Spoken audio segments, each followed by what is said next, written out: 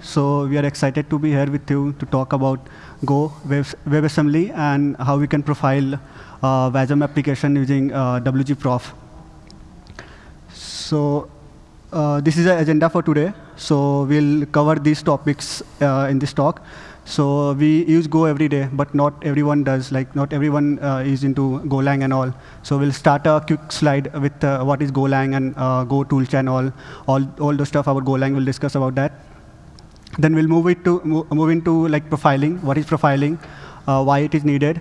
And then a bit intro about WebAssembly, how WASM works, what is WASM, why it is used in companies and anything.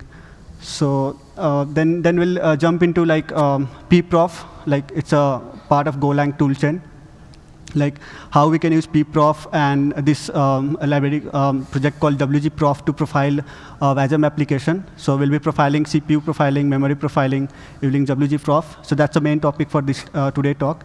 And also we'll be explaining about how internally these things are working, like how this stack, stack memory and all our traces and all our like how we are profiling is been done by Wzprof. And finally, we'll talk about future of profiling, like future of profiling, future of WASM, and how these things are integrated with Golang toolchain and Go. Also, we'll talk about WASI, WebAssembly system interface, and WASI 2. So yeah, a lot of stuff. And so a bit about myself. So my name is Rajiv. I'm originally from Bihar, India. I'm working as currently as software engineer, job level 3 at AP Moller Maersk, a logistic company. And yeah, I'm part of platform engineering team. I'm located in Bangalore, India. And I graduated in 2022 from JSSAT, Bangalore, India. I started working with Go back in 2020. So I was a mentee with Season of Docs program with gRPC Gateway. So it's a plugin on gRPC. And yeah, I'm open source enthusiast. I did a lot of contributions to projects, CNCF projects, and programs like Google Summer of Code, LFX mentorship, and Season of Docs twice. Also, I mentor for Google Summer of Code in 2023 and 2024 with Jenkins CI. I have previously worked with companies like Lumo, Redbus, and Economize in my college days. And I'm here today with Naman. So do you want to tell us a bit about yourself, Naman? Sure. So hi, everyone. My name is Naman Lakhwani. And currently, I am working as a software developer at LN Digital.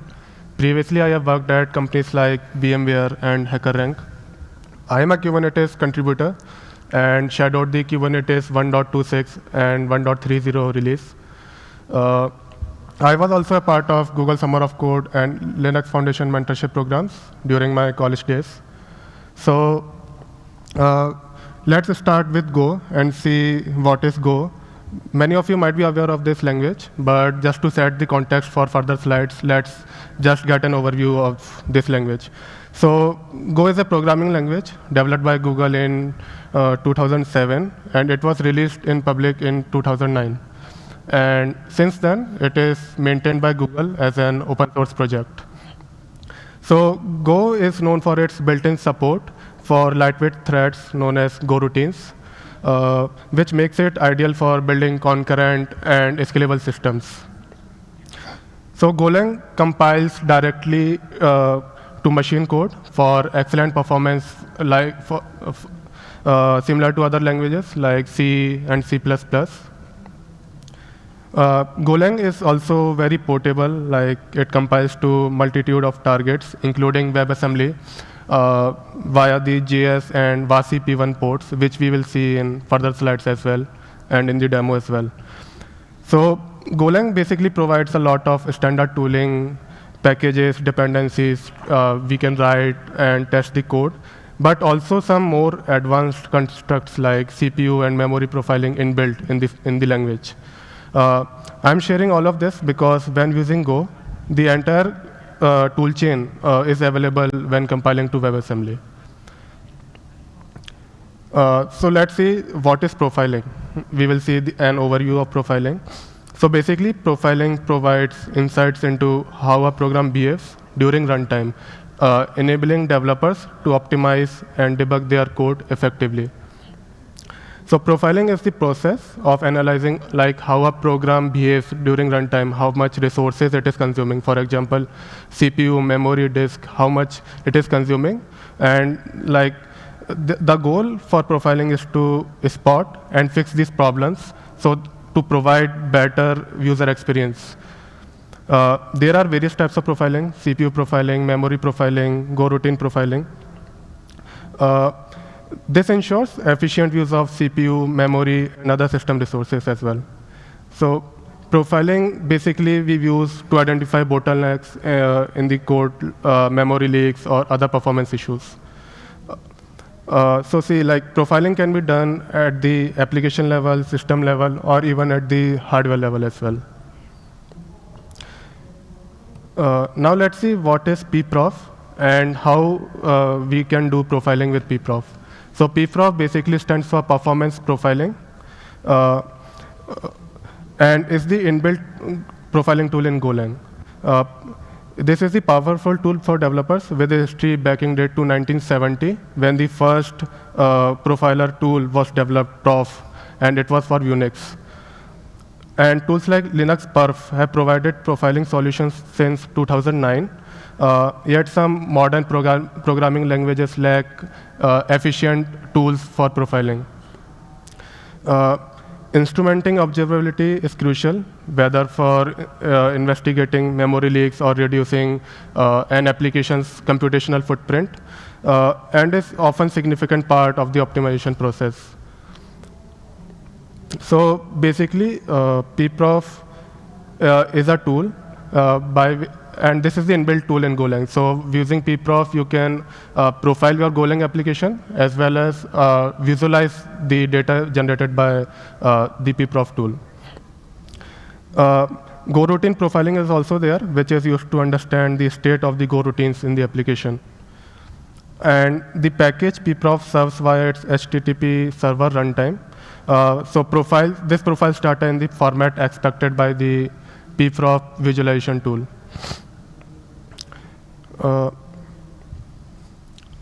So developing profilers that work across programming language is challenging. We will have to build a profiler for each language. But with WebAssembly, this solves the problem, because any language can be compiled to WebAssembly bytecode. And if we have a WebAssembly profiler, it can act as a universal profiler for any language, which we will see in further slides with Rajiv. So over to you, Rajiv. Yeah, thank you, Naman. So we'll go through what is WebAssembly. So I mean, WebAssembly started with the browser technologies, and then still it's growing. It's a new, and we have a WebAssembly component model, call it WASM 2 and all.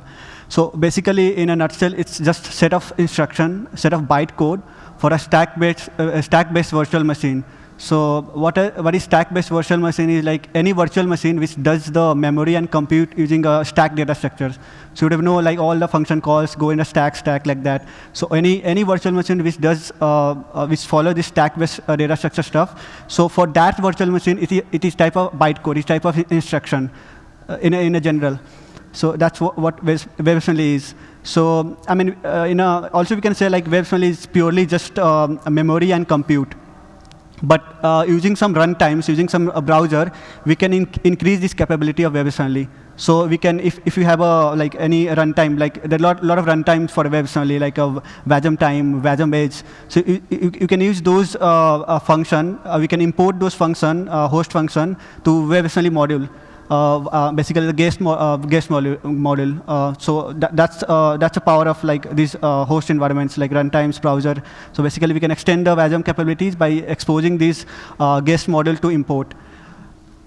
And yeah, I said you right. I mean the WebAssembly runtime. So we have in recent years there are a lot of WebAssembly runtimes. Like for any other languages we have like Java runtime and all those. Like it's same as we can say in same as like WebAssembly runtime. So we have WAS0 from Tetrate.io. We have WASM Edge, WASMer. So you can use this runtime to compile any language to WebAssembly module or bytecode.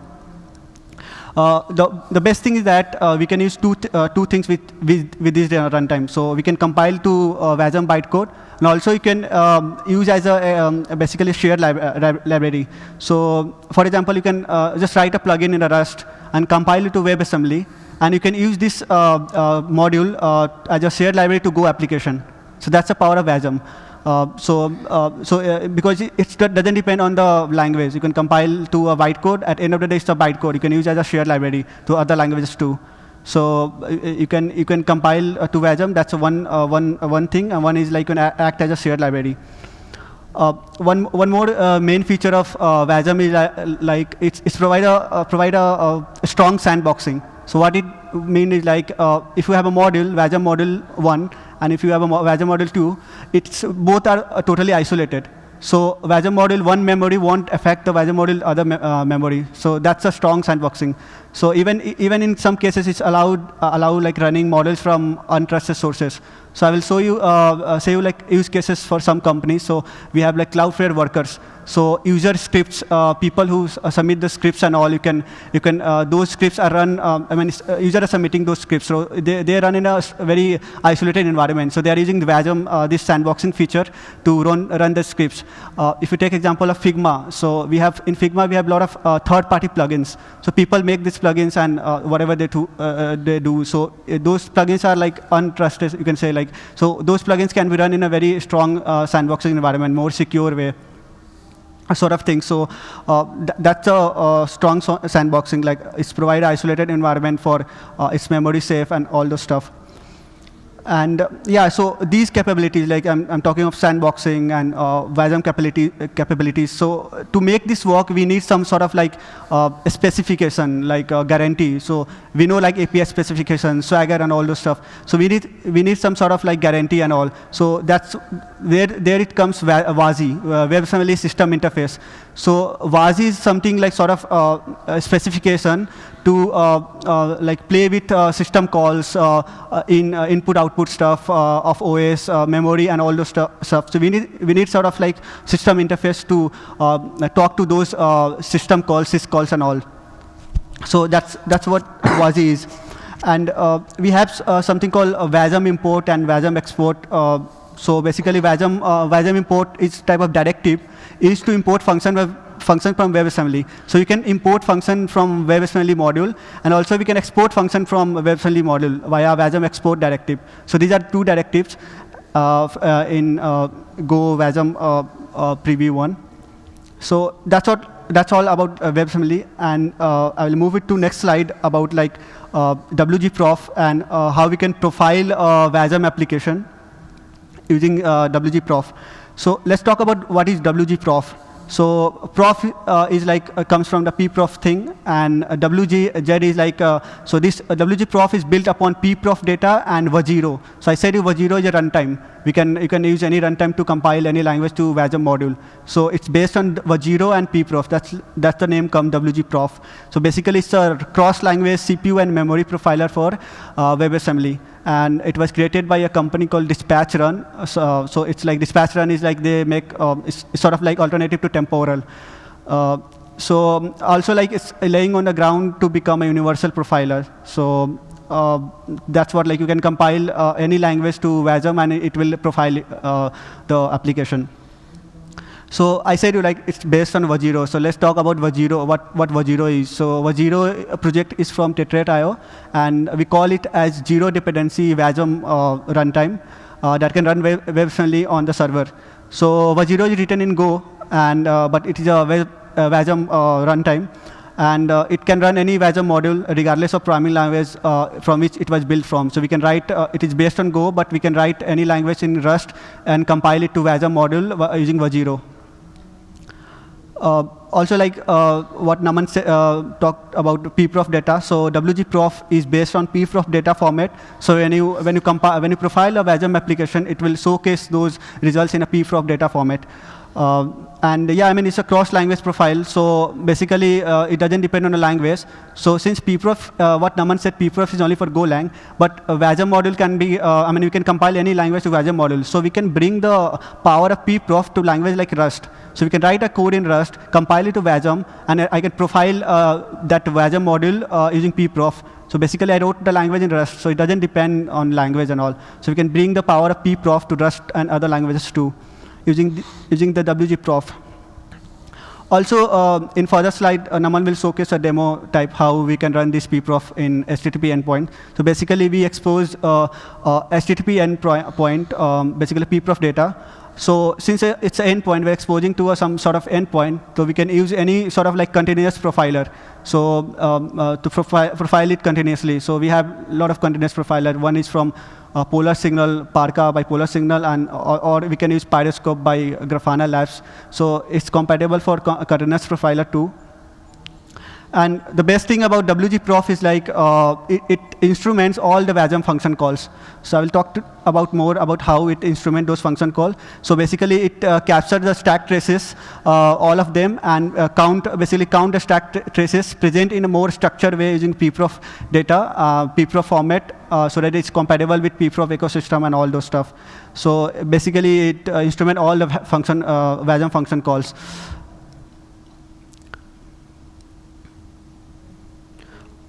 Okay, so I will talk more about like how profiling happens for applications. So I will basically give an intuitive idea like how internally these things happen. A lot of things happen, but I'll give a little bit of overview.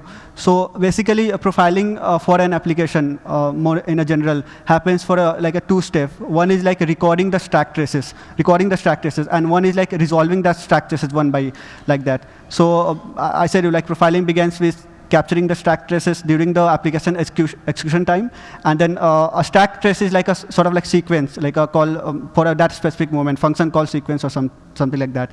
And the best thing is like WASM, like WebAssembly runtime are very suitable, very well positioned to collect this data. Basically, when you execute the guest code, WASM basically automatically inject hooks and all the stuff to the function to get those metrics and all. And so if you get that metrics, we can inspect the memory leakage, we can inspect bottlenecks and all those stuff. So they basically inject instrumentation, or basically we install hooks in that function to record everything what is happening in the program at that execution time.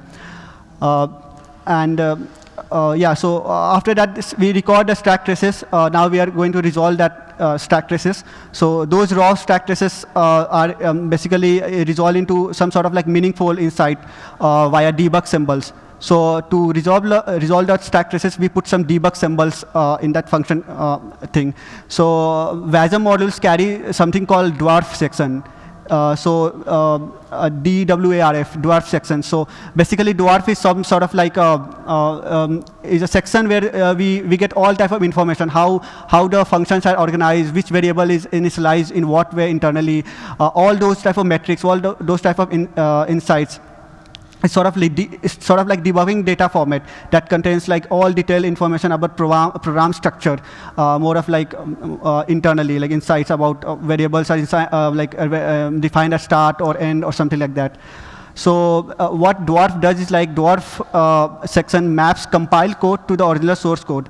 So we have a source code, and after compilation, the code will be different. So it's just mapping thing. That mapping thing is done by, dwarf does that. So and since inline, so by help of these things, we can have like inline level profiling. So if you have inline level profiling, we can find the bottlenecks. We can find whether the memory leakage.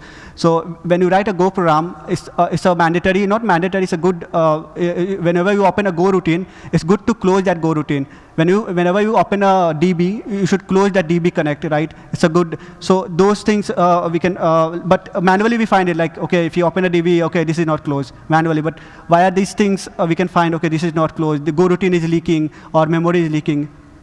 So those sort of stuff. And yeah, so yeah, again, WGProf. So WGProf provide two types of profiling. One is like a CPU profiling, and another is like a memory profiling.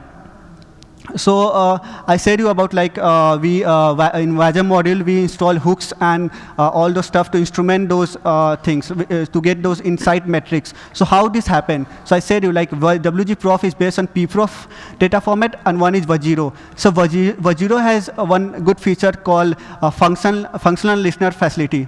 So what is that is like, so I'll say like, so WGProf instrument all the execution of WASM modules using this functional listener facility, which comes from Vajiro. So basically, functional listener facility is designed to provide hooks. So basically, these hooks are added to the starting of function and the end of function. So we know when these functions are called and how long it takes and all those stuff. So basically, it allows developer to execute sort of like custom code whenever the function, WASM functions are called and when it returns. So even means this means you can collect data before the starting of function execution and after the function execution. So basically, internally, it just add a hooks to get those things. So like when you write a code, we have a timer and all, like how much time it takes. But sometimes we do like we define a variable as start a function, and then at the end of the function, we put a counter plus, right? And via that also we count that how long it takes time and how many loops it done. So basically, analogous to that, we put a hooks to the start of function and end of function to get those dwarf metrics and all. And yeah, I mean, it doesn't matter which language the WASM model was originally compiled from, because when you write a code, at end of the day, it's just a byte code. WASM model byte code, you can run anywhere. Like, it doesn't depend on architecture too. Like, when you have a Docker image, it depends on architecture. If you make a Docker image on a ARM architecture, you can't run it RISC or something. So that's the power of WASM models.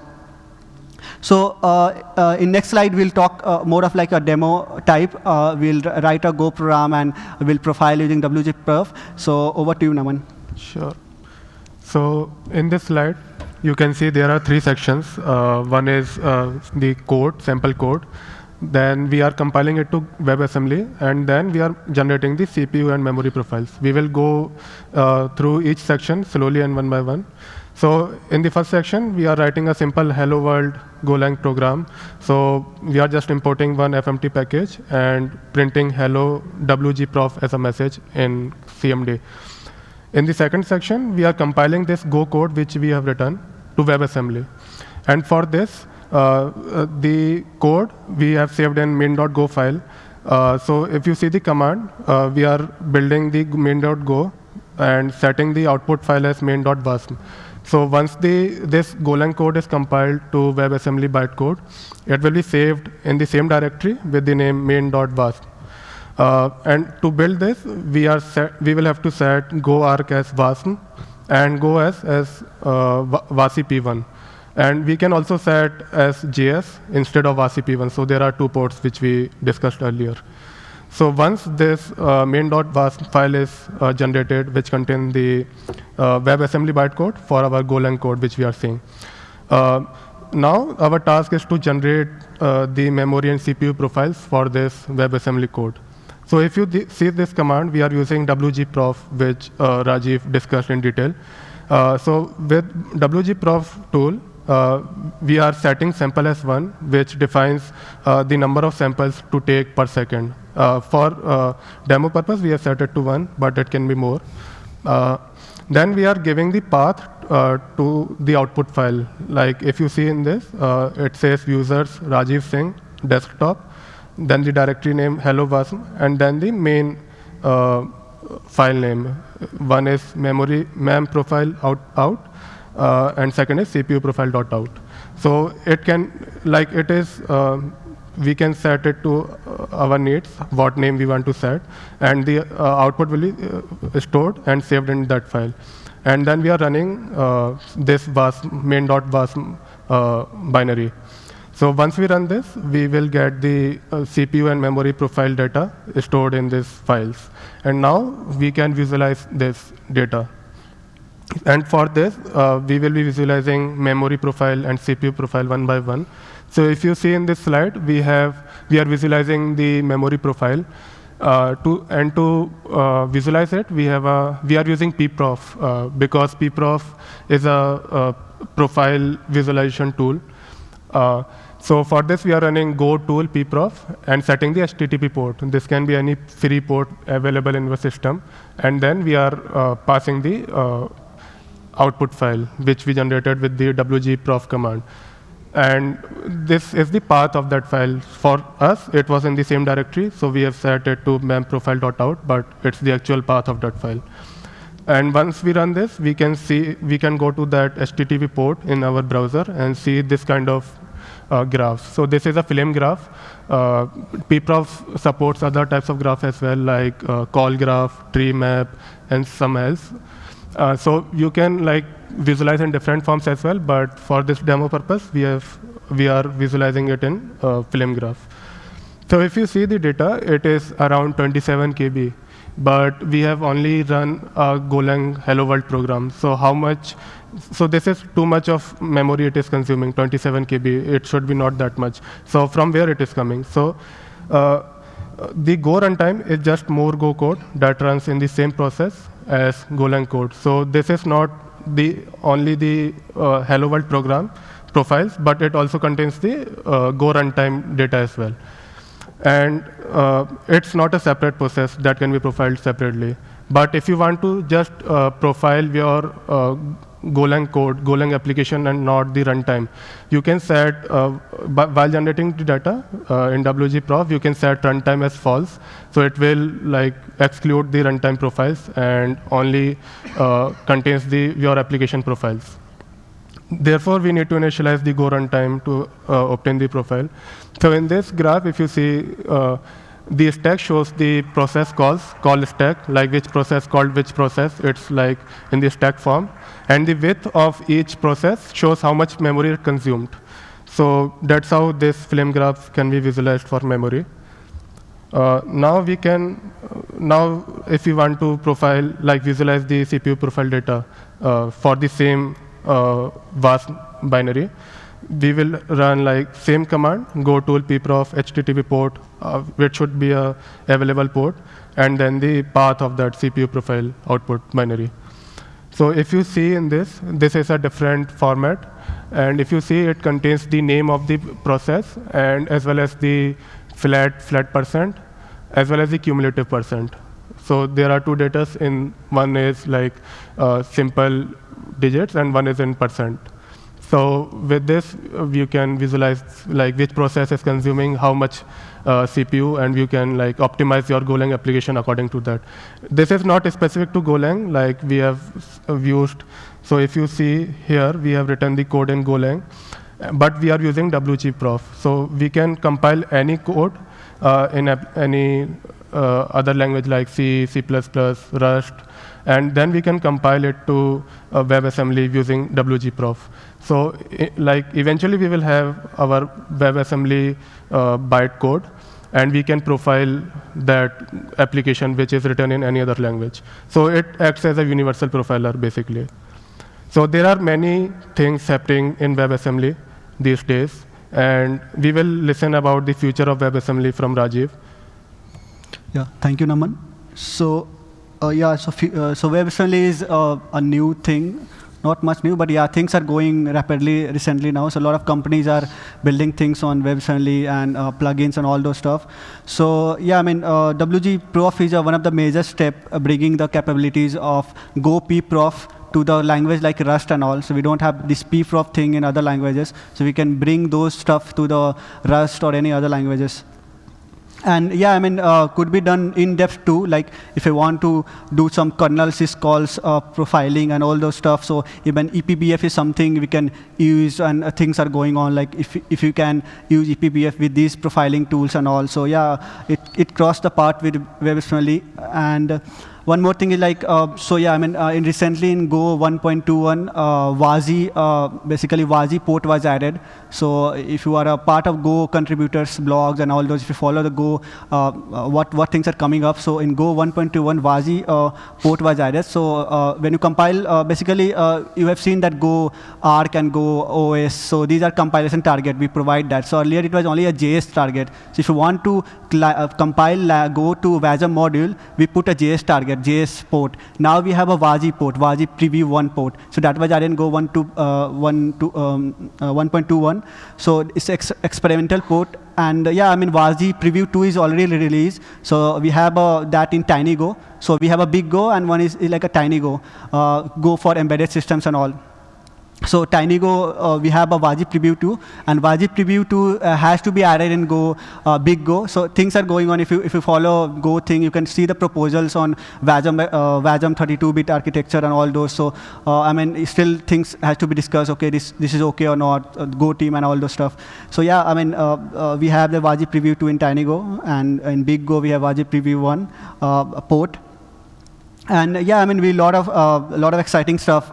There are so many opportunities we are excited about, and as we continue to explore the possibilities, like we unlock the different types of things, profiling and other. I mean, in website also, can we increase the performance of a cache? So if you have a browser, we have a local storage called IndexedDB, right? So we if you have a lot of assets and all, some website put those storage to local storage. Cache is one thing, so that is an IndexedDB. So we can improve that too using WebAssembly. Like you can use SQLite. So you can read a blog by Notion. They have decreased the cache performance using this SQLite and WebAssembly by using with IndexedDB. So that is one thing.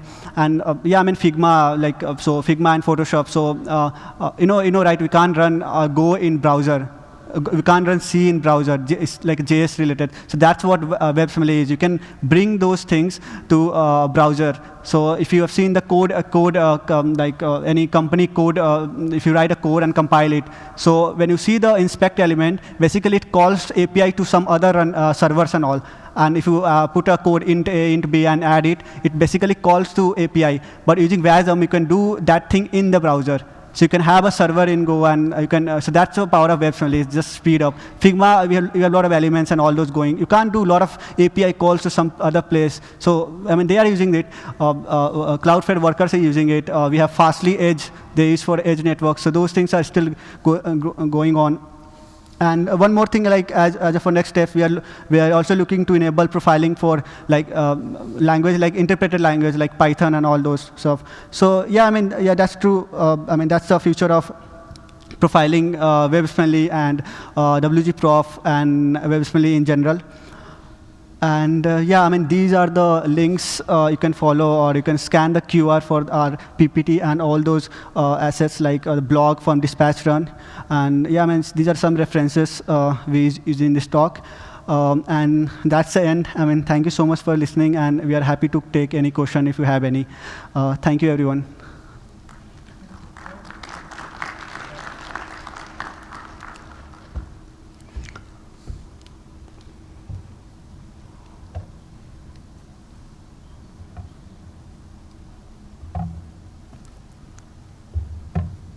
Oh, yeah. When you talked about the universal profiling ability, so over there, if we profile a different language which is compiled to WASM, like sometimes compilers do their own optimizations, so won't the performance change in that way? I think your question is like, if you write any code and then compile to WASM, so does it affect the performance of that code, you mean? Right, because the compiler for that particular language will optimize it in a different way than the WASM compiler will. So if you profile it after compiling into WASM, then won't the profiler give different results? I mean, so WASM doesn't have any runtime or sort of like, so in a language we have like a scheduler and runtimes and all which does garbage collection, all the stuff, right? So WASM doesn't have that, so it won't affect that. Basically what WASM, WGProf does is like, it basically injects some hooks in the function, okay? And then profile it. So it doesn't affect anything. So what Naman shows, right, on one graph, so you are getting some extra data, right? Those are runtime data. You can filter it out by putting a symbol. So as far as I know, it won't affect anything. It won't add some extra metrics to it, which will be like a false metric, so it doesn't do that. So using WGProf, yeah. Sure. Thank you. Yeah.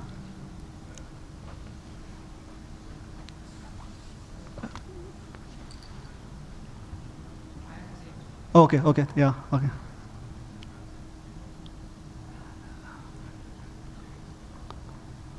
I guess no question, so thank you so much everyone for listening us. Thank you very much. Yeah.